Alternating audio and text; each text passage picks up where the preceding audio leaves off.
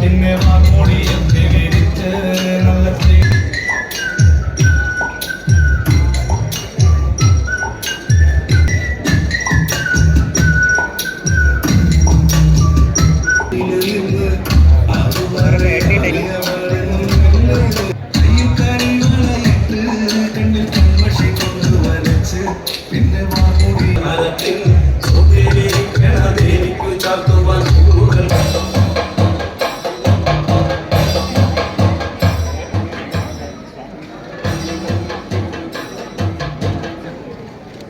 വിദ്യാഭ്യാസ സമുച്ചയത്തിൽ ഉൾപ്പെടുത്തിയിട്ടുള്ളത്. ഹബിൻ്റെ ഭാഗമായിട്ട് തന്നെ പദ്ധതി ഭൂമിയോട് ചേർന്ന പിണറായി ഗ്രാമപഞ്ചായത്തിൻ്റെ ഓപ്പൺ എയർ സ്റ്റേഡിയം ഈ പദ്ധതിയുടെ ഭാഗമായിട്ട് ധനസഹായത്തോടെ നടപ്പാക്കുന്ന ഈ പദ്ധതിയുടെ ഏകോപന ചുമതല മേൽനോട്ടം KSITL നിർവഹിക്കുന്നതാണ്.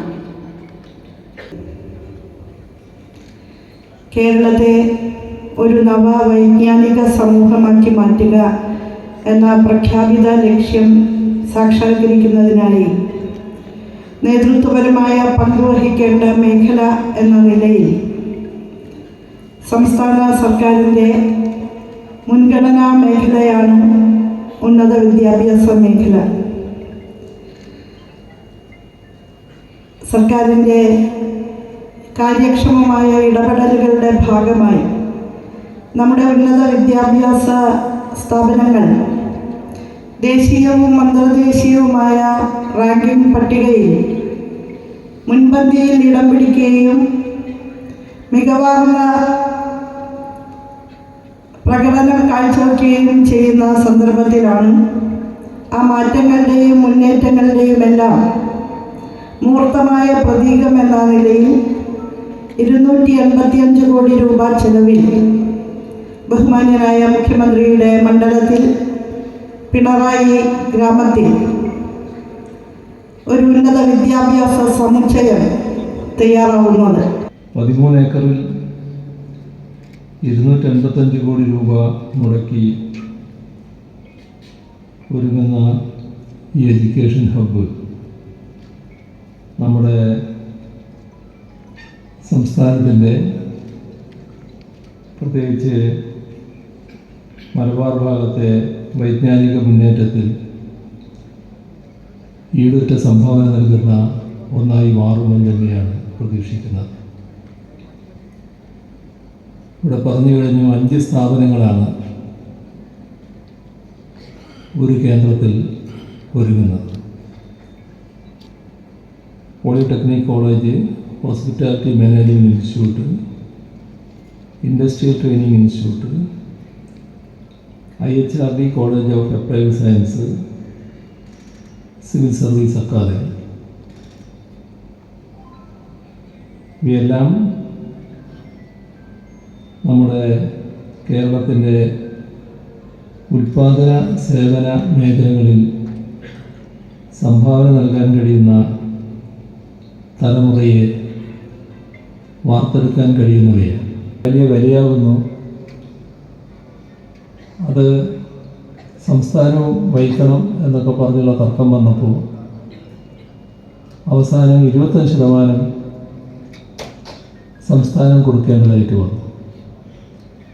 ഏകദേശം 6000 കോടിയോളം രൂപ സംസ്ഥാനം കൊടുത്തു. ആ പണം മുഴുവൻ കിഫ്ബിയിൽ നിന്നാണ് എടുത്തത്. കിഫ്ബി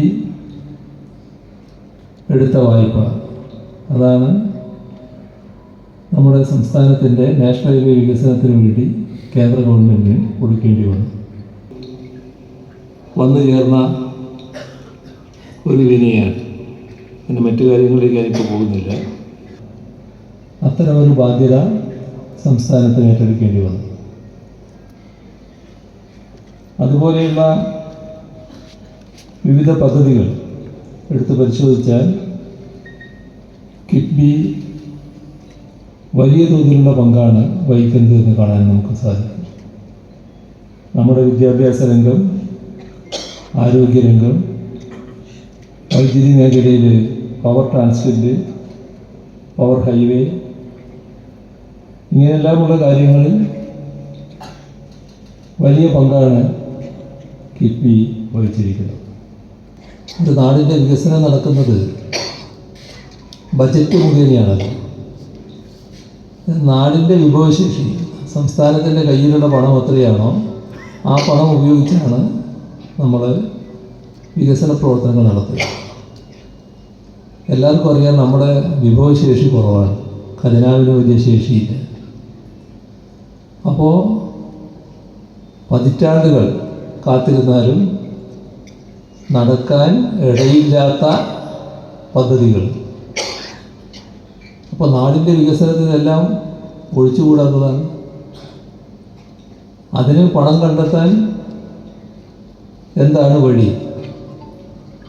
അങ്ങനെ ആലോചിച്ചപ്പോഴാണ് കിഫ്ബി പുനർജീവിപ്പിക്കുന്ന നിലയെടുത്തത്. അങ്ങനെയാണ് കിഫ്ബി പ്രവർത്തന സജ്ജമായത്. അത് നല്ല നിലയിൽ തന്നെ കാര്യങ്ങൾ നിർവഹിച്ചു എന്ന് എല്ലാവർക്കും അറിയാം.